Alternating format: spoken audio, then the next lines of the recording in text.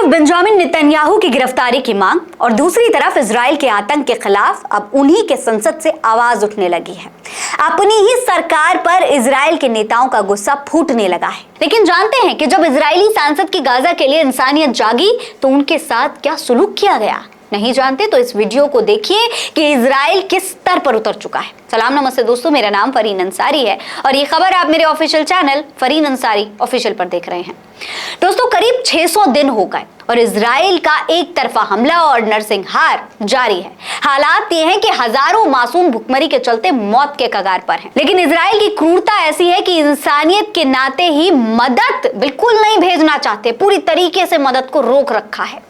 Israel जिस तरीके से फिलिस्तीन के निहत्थे और मजलूम नागरिकों पर जुल्म कर रहा है, उसकी वजह से पूरी दुनिया में उसका पहले ही विरोध हो रहा है।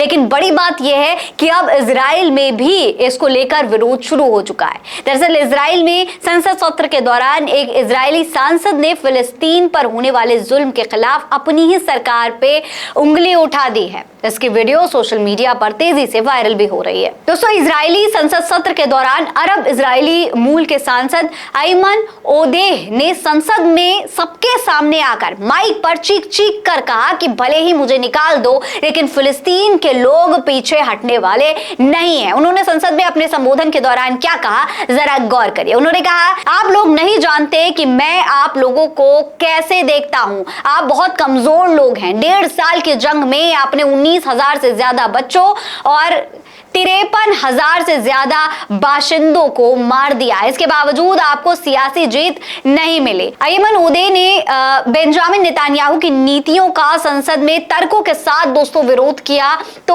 कुछ यहूदियों का इस दौरान खून खौल उठा।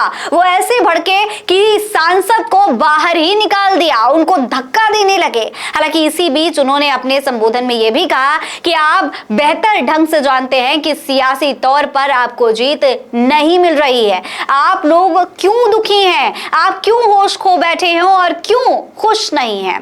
वो बोल ही रहे थे दोस्तों, लेकिन तभी भाषण के बीच उन्हें रोक दिया गया। दोस्तों, इजराइल का ये जो सरफिरा रवैया है वो आप पूरी दुनिया देख रही है और विरोध भी कर रही है। यहां तक कि इंटरनेशनल कोर्ट ऑफ जस्टिस ने इजरायली प्रधानमंत्री बेंजामिन नेतन्याहू के खिलाफ गिरफ्तारी वारंट तक जारी कर दिया है। यहूदी सेना की लगातार कार्रवाई और फिलिस्तीन की नाकाबंदी से लाखों लोग भूख को मरने के कगार पर है। लेकिन बेहिस कट्टरपंथी यहूदियों को शर्म नहीं आ रही। इसके बारे में आप क्या कहेंगे? कमेंट बॉक्स में लिखकर हमें जरूर बताएं। जय हिंद, जय भारत।